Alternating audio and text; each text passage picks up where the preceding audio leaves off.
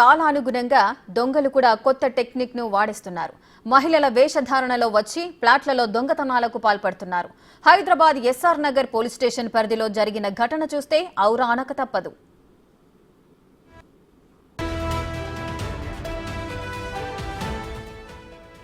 Check కాలనీలోని ఆకృతి ఆక్రేడ్లోని 502 ఫ్లాట్లో ప్రైవేటు ఉద్యోగి వెంకటేశ్వరరావు నివాసముంటున్నారు.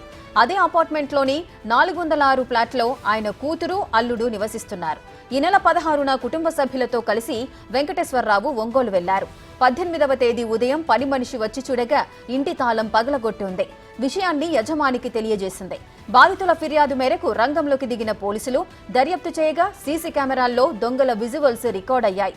అయితే వారు మహిళల వేషధారణలో ఉండటాన్ని గుర్తించిన పోలీసులు కంగుతిన్నారు.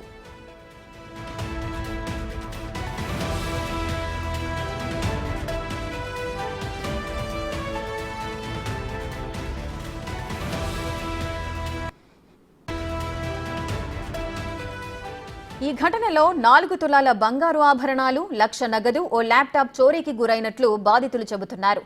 దొంగల ముఠా పనిగా భావిస్తున్న పోలీసులు దర్యాప్తు చేస్తున్నారు.